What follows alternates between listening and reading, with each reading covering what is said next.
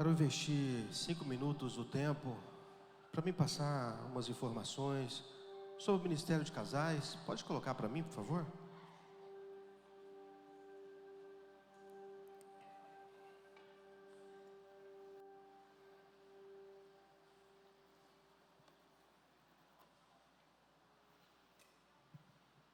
Amém?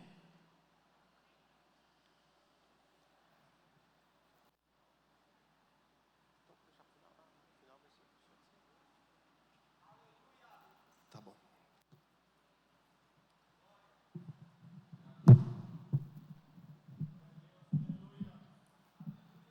Vamos colocar de pé, vamos orar?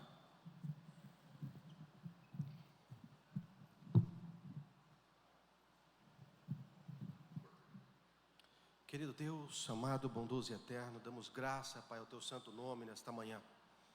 Recebe o culto, Pai, que nós entregamos a Ti até nesse momento e aguardamos do céu aquela palavra que vai entrar na nossa alma, no nosso espírito, vai mudar a direção da nossa semana, vai transformar o nosso caminhar, vai dar novo sentido, Pai, para o nosso ano, para a nossa vida. Fala conosco, Pai, estamos sedentos da Tua palavra, estamos sedentos de ouvir a Tua voz, estamos aqui apenas para ouvir a Tua voz, Pai.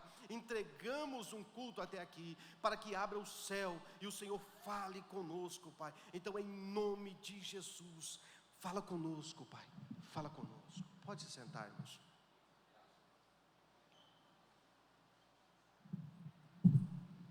Eu quero começar uma história para os irmãos. Nesta manhã o Espírito Santo me deu uma mensagem, e eu venho olhando para essa mensagem já há um tempo. Já colocou ali? Depois a gente continua. Irmãos, quero passar algumas informações sobre o Ministério de Casais. A primeira turma das células finalizou. Algumas pessoas aqui, Deus abençoe. Então nós estamos ali, a primeira turma finalizou. Estamos gratos pelo que Deus fez. Pode passar. A segunda turma já está pronto, aberto para você colocar o seu nome lá no grupo, e será no dia 27 de janeiro. Como que funciona? São 10 encontros, 8 encontros, nós falaremos de passos. Um encontro final, nós vamos ao monte, entregamos aquilo que Deus nos deu, e a primeiro encontro nós elaboramos, falamos para vocês como que vai ser. Então no dia 27 de janeiro, inicia a segunda turma de célula. São 10 casais. Por que 10 casais? Por causa do espaço. Então, quem quiser participar conosco da célula de casais, dia 27 de janeiro, inicia a segunda turma. Pode passar. Esse é o nosso Instagram, o Instagram Eu, Você e Deus. Então, quem quiser informações, estiverem acompanhando, eu convido a seguir o canal do Eu, Você e Deus, que lá, periodicamente, nós vamos dando informação de o que vai acontecer e o que está acontecendo. Pode passar. E no dia 23/12, quando? 23/12, amanhã. Então, amanhã, do dia 23/12 até o dia 30/12, às 5h29 da manhã, eu vou estar online. Pode passar. Nós vamos estar online falando sobre os 25 sinais do casamento em perigo. Então, quem quiser acompanhar ao vivo, esteja com nós às 5h29 da manhã, durante esses 7 dias. Quem não quiser, as aulas ficarão gravadas e você poderá ver em outro momento. Porém, o canal vai ser o canal do YouTube. Pode passar mais um. Vai ser no canal YouTube com esse QR Code, ou você vai lá no grupo da igreja, que tem um link para você se inscrever no nosso canal do Eu, Você e Deus, @visão. Lá no YouTube é onde vai ser transmitido esse curso, esse treinamento, essa mentoria de 7 dias, falando dos 25 sinais de um casamento em perigo. Pode passar.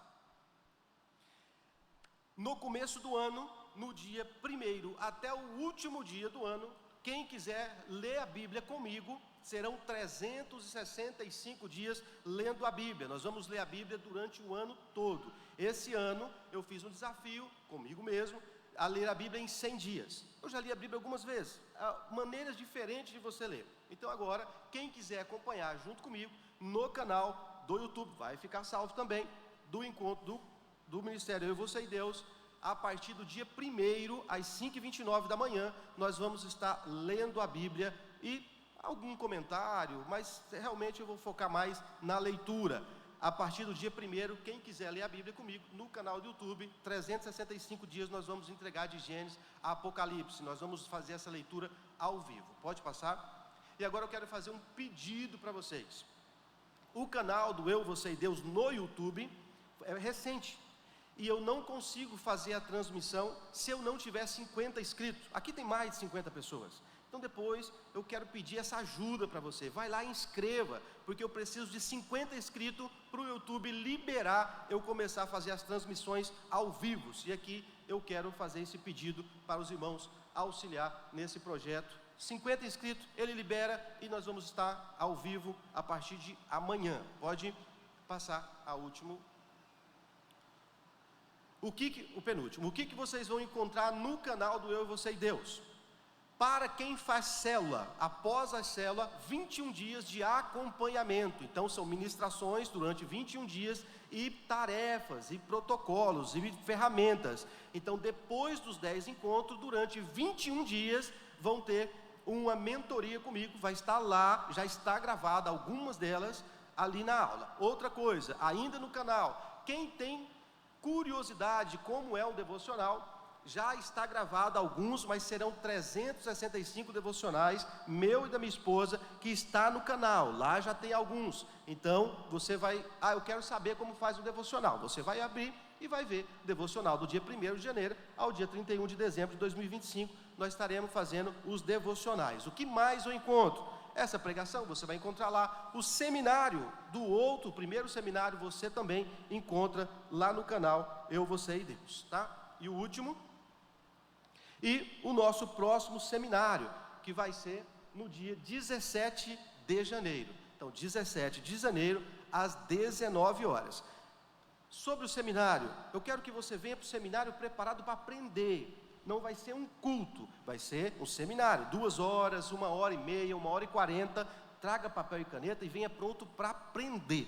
Não vai ser um culto, para que você venha não sabendo que é 40 minutos, 1 hora, não, será mais de 1h30, aplicando ferramentas, técnicas, e você vai sair daqui com instrução, amém?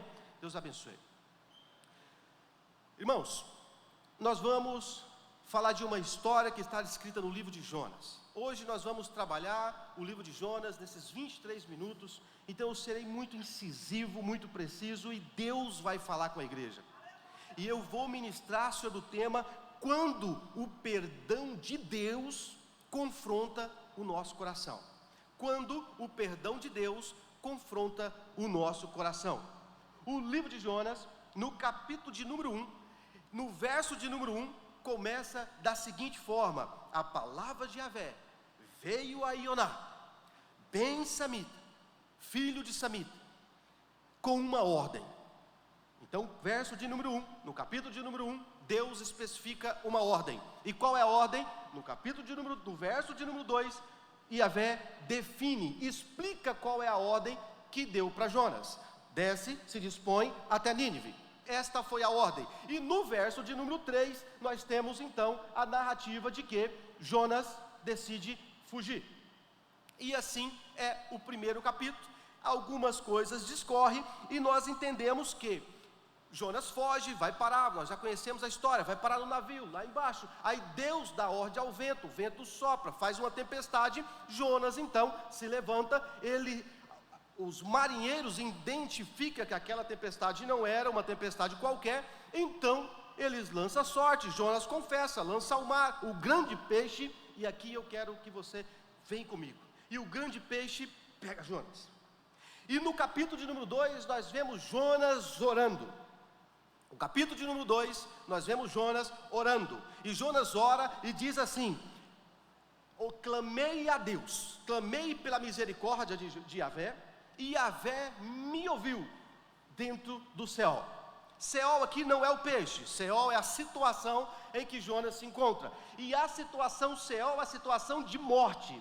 Aqui Jonas se encontra na situação de morte. E ele diz que Deus ouviu ele, mesmo nessa situação de morte. Então Deus dá ordem ao peixe, e o peixe coloca Jonas, então, ali na praia.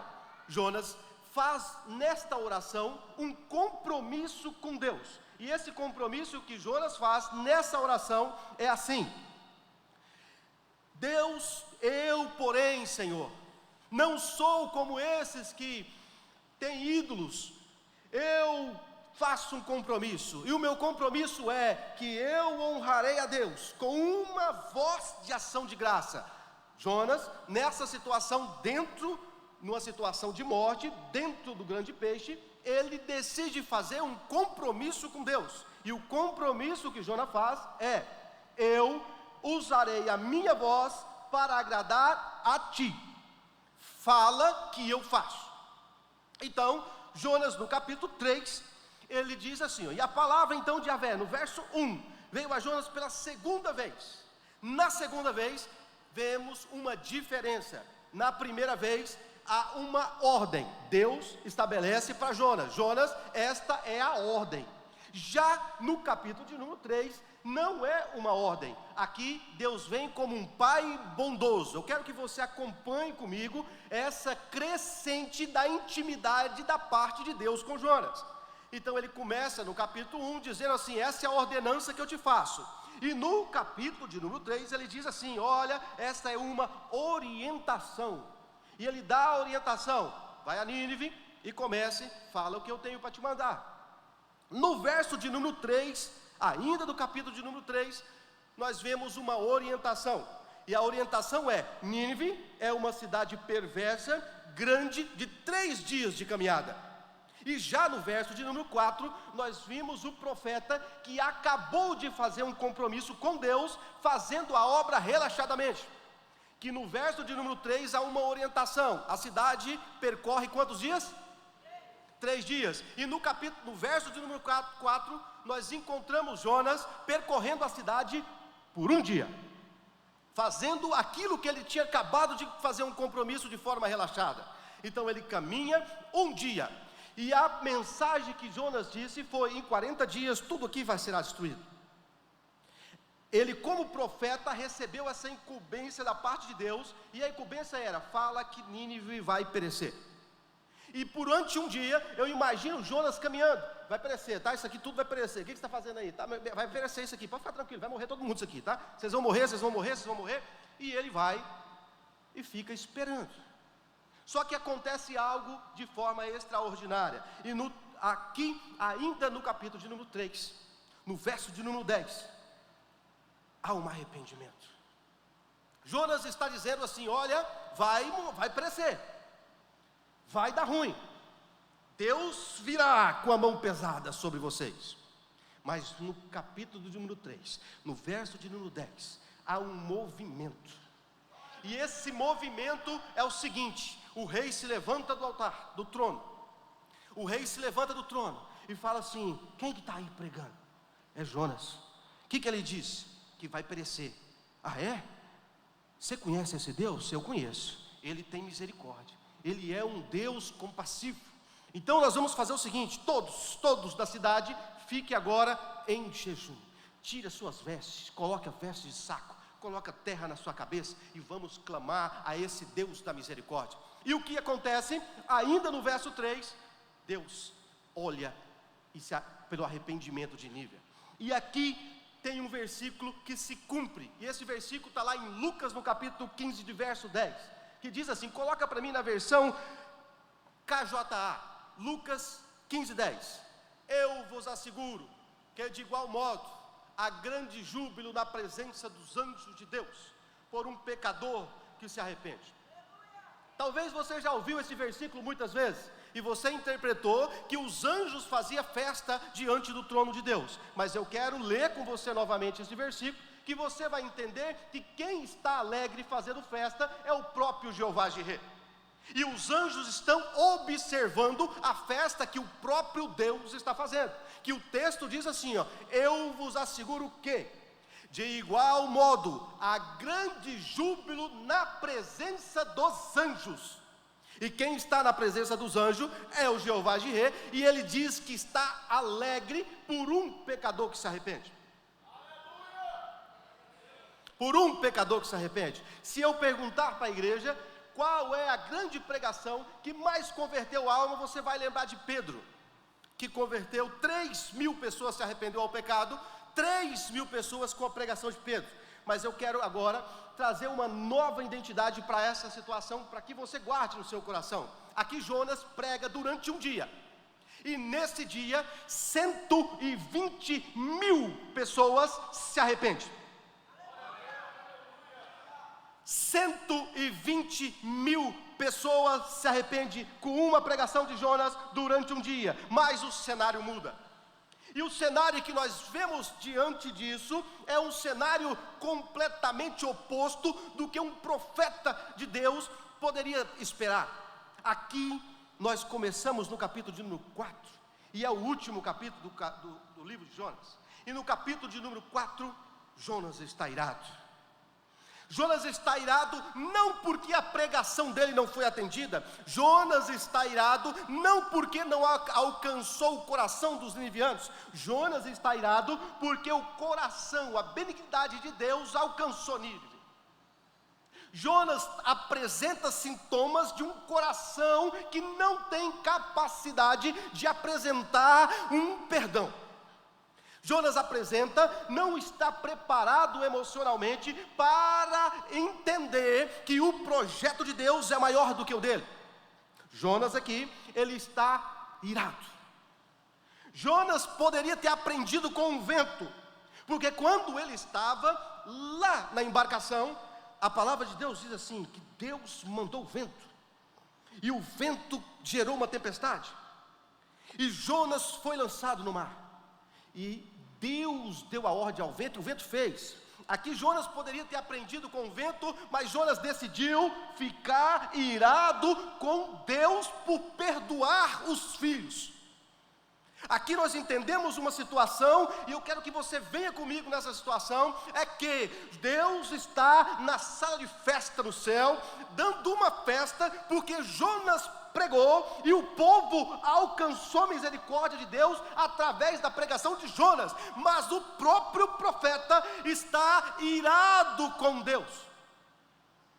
E quando nós lemos Jonas no capítulo 1, no verso de número 1, nós lemos Deus dando uma ordem. No capítulo de número 3, nós vimos Deus dando uma orientação. Ele sai da patente de Senhor e passa para a patente de Pai generoso e bondoso. E ele olha para Jonas, e Jonas diz, Senhor, eu sabia que o Senhor ia fazer isso, o Senhor é um Deus bondoso, manda-me a morte. Deus, que agora é um pai bondoso, olha para Jonas e diz assim, Jonas, meu filho, como você disse para o seu filho, Jonas, meu filho, tem alguma razão para que você fique irado dessa forma? E aqui eu vejo o primeiro profeta que vira as costas para Deus e não responde. Porque se você pegar esse versículo, você vai entender que Deus olha para Jonas e fala, Jonas, tem algum motivo, filho meu, para que você fique irado? Não tem resposta de Jonas. Jonas se levanta, vai para o Oriente, se consolar. Ele poderia ter aprendido com os marinheiros da tripulação, quando os marinheiros vê aquela situação de uma turbulência, ele olha e fala, o mar não está agitado por qualquer coisa, alguma coisa há. A visão espiritual daqueles homens, a visão de que Deus estava fazendo alguma coisa por algo, poderia ser um ensinamento para Jonas, e Jonas poderia olhar para aquilo, e assim como aqueles homens entenderam que a tempestade não vem à toa, tem um porquê, ele poderia ter aprendido com aqueles homens e dizer assim, tem um porquê. E aqui eu já quero dizer algo de Deus para a sua vida. Se está a tribulação, se tem tempestade, tem um porquê. Se tem alvoroço de vento, tem um porquê. Se tem processos desalinhados e Deus está tratando, tem um porquê. Agora você pode se comportar como Jonas, ou você pode se comportar como Nínive. Você escolhe. Estar chateado emocionalmente é uma opção. Ressentir sobre aquilo é uma condenação a si mesmo. Deus olha para Jonas e diz assim: Jonas, eu já perdoei, está tudo certo, eu já passei por esse processo, eu já perdoei, eu alcancei, a oração deles me alcançou meu coração, Jonas. Mas Jonas está dizendo assim: mata. O próprio Deus está dizendo assim: Jonas, meu filho, olha para mim, onde eu estou agora. Eu não estou mais no tribunal do céu, eu estou no salão de festa, eu estou fazendo festa, Jonas, e o filho mimado está emburrado, porque Deus tomou uma direção diferente da que ele achava que teria que tomar. Quantas vezes Deus tem falado com você e comigo, e dizendo assim: caminhe para a direita, mas você está dizendo: Deus não sabe bem como é isso, eu vou para a esquerda. Quantas vezes Deus dá orientação e fala: não vai, meu filho, assim é ruim. E como que Deus dá orientação? Através da Bíblia, através dos sinais. E você olha e fala assim: Deus não está bem sabendo como que é isso, não. E assim foi com Jonas. Por mais que Deus fale com ele, e ele sobe para a banda do Oriente para se lamentar, para se consolar, Deus olha para ele no salão de festa, olha para aquele filho emburrado, sentado, e o sol na sua cabeça. Ele diz assim: mamoeira, quinquiou, cubra o meu filho, para que o sol não passe na cabeça dele. Deus, o Pai bondoso. Então nasce um quiquiô, nasce um mamoeiro, uma borboleira, do jeito que você identificar. Cobre Jonas, faz sombra. E quando Deus olha para Jonas, Jonas está sentado sobre uma pedra, e por cima de Jonas uma sombra, no qual Deus já tinha mandado cobrir e dar conforto para Jonas. E Jonas se mostra alegre. E Deus olha para o Jonas alegre, pela aquela árvore que ele não participou de nada. Ele olha, Jonas olhando para Nínive, e Jonas sobe, e a palavra diz que ele, emburrado, enraivecido, sobe para a banda do Oriente e começa a olhar para Nínive, para ver o que Deus ia fazer, mesmo depois que Deus está dizendo: perdoado estão os teus pecados. E aqui Deus está dizendo: perdoado estão os teus pecados. E a pergunta que Deus faz para você é: você já se perdoou? Ele já jogou no mar do esquecimento, está no salão de festa, saiu do tribunal, mas e você? Já se perdoou? Porque entenda, por mais que pareça controverso o que eu vou dizer, quando você não se perdoa daquilo que já passou e que Deus falou que está tudo resolvido, você está contrariando uma vontade de Deus. Você está em desacordo com o que Deus quer para o filho dele, por mais que esse filho seja você. Mas se você não entende o chamado, não entende o propósito, Deus está dizendo: ei, já está tudo certo, eu já deixei para trás, vamos para frente, tem coisas novas para você, tem processos novos para você. Mas você está dizendo: mas quando lá no ano atrasado, 5 anos atrás eu cometi isso, e Deus está dizendo: eu sei, eu estava lá, então vamos avançar. E você volta para trás. Você está rompendo a ligação do Espírito com o seu propósito. Isso é com você. Agora você imagina quando você olha para o seu irmão e Deus manda assim: perdoa, e você fala: mata. Perdoa, e você fala: Senhor, pesa a tua mão. Deus olha para você: meu filho, ele é seu irmão, ele é meu filho. Pesa a mão, pai, pesa a mão. E aqui Deus olha para a alegria de Jonas e fala: não faz sentido, 120 mil pessoas, e além disso animais, e Jonas está embravecido. Não faz sentido, vou mandar novamente aquele que me obedece, porque às vezes Deus fala com a pedra, e a pedra obedece. Deus fala com o jumento obedece. Deus fala com o vento obedece. Deus fala com o mar obedece. Deus fala com a chuva, Deus fala com tudo, a cadeira obedece, mas quando fala com o filho não obedece. Quando diz: Jonas, você está feliz com esse? Manda vento, vai lá, destrói aquela árvore, manda o verme. Quando o verme come, Jonas fica todo triste com a árvore, que nada lhe fez. E Deus olha e fala: mas por quê? Por que está irado? Me manda a morte, me manda a morte. Mais uma vez, nós entendemos no livro de Jonas, que quando Deus sobe no tribunal, Ele sobe, mas quando Ele desce, Ele desce. E se você ficar sozinho no tribunal, Deus vai estar no salão de festa. O povo se arrepende e abandona o pecado. Deus sai do tribunal e estende a sua misericórdia. Mas Jonas permanece no tribunal, insistindo no julgamento. E quando Deus deixa o juízo para abraçar o perdão, Jonas recusa a entrar no ambiente da graça e insiste no julgamento. Insiste, mata. Mas é filho, é seu irmão, mata. Perdoa, mata. Tira, leva. Eu quero que ele prospere, quebra ele. Eu quero que ele evolua, trava. Talvez nós estaríamos falando de Jonas nesta manhã. Somente talvez. Talvez nós estaríamos falando de Nínive nesta manhã. Somente talvez. Coloque-se de pé.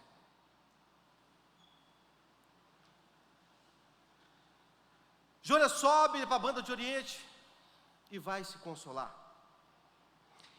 Mesmo Deus dizendo assim: olha, está perdoado, ele fica esperando o que poderia acontecer com Nínive. Mesmo Deus dizendo: sair do tribunal, Jonas permanece. E agora nós olhamos para Jonas. E eu quero, por esses 3 minutos e meio, que vocês olhem comigo para Nínive. Nínive, uma cidade conhecida por sua perversidade. Nínive, o qual não era profeta. Nínive parecia com nós, condenada e condenados ao pecado. Nínive era nós, antes da graça. Pedro, o apóstolo, Pedro, ao caminhar, ele passou por diversas tribulações. Mas um dia, Jesus olha nos olhos dele e fala assim: Pedro, tu me amas? Pela primeira vez constrangido, pela segunda vez constrangido, pela terceira vez ele entende a pergunta. Entenda bem, José venceu a tentação da carne, Davi não venceu. Davi não venceu, José venceu. José, um homem que não tinha mancha, não tinha pecado, foi condenado, vendido pelos irmãos, feito de escravo, feito com tentações, mas ele tinha um destino, ele avançou. José nos representa Cristo. Cristo sem pecado, sem condenação, veio ao mundo por mim e por você. Ele foi caluniado, foi tentado, cuspiram da cara do nosso Cristo, mas ele venceu, assim como José venceu. Mas junto com José tinha um irmão, e esse irmão chama-se Judá. Judá foi um mau filho. Judá vendeu o irmão José. Judá foi um péssimo pai, teve 2 filhos mortos pelas mãos de Deus, um por transgressão. Judá foi um homem desequilibrado, deitou-se com a nora achando que era uma meretriz. Judá sai de casa, o pai entrega o cajado como símbolo de autoridade e de honra e diz: leva. Judá pega o cajado e a próxima coisa que ele faz é se casar com a cananeia. Judá não tinha nenhuma característica do irmão José, mas José venceu, a ponto que os próprios ossos não ficou no Egito. Deus mandou retirar. Mas deixa eu te falar, em Apocalipse, no capítulo 5, no verso de número 5, tem um dizer assim, e o dizer é: eis aqui o leão da tribo de Davi, da tribo de José. Não, por mais que ele causou transtorno, a Bíblia diz: eis aqui o leão da tribo de Judá, raiz de Jessé. E eu quero dizer nesses 12 segundos para você: não tenta entender o porquê Deus te escolheu. Ele só te escolheu. Você não merecia, você não alcançou, foi Ele que te alcançou. E não importa se você passou pelos caminhos que Judá passou, você vai vencer. Não importa se Nínive estava em pecado, mas ela se arrependeu e ela venceu. Não importa se Davi pecou, ele venceu, e é a raiz de Davi que veio Cristo. Não importa o caminho que você escolheu até aqui, Deus está dizendo: Ele te escolheu, Ele vai caminhar com você até o fim. Você vai vencer. Só entenda o poder do perdão, o poder da reconciliação, porque tem um com a mão estendida, dizendo: venha, filho meu, para a morada que eu preparei. Eu agradeço a oportunidade. Deus seja louvado.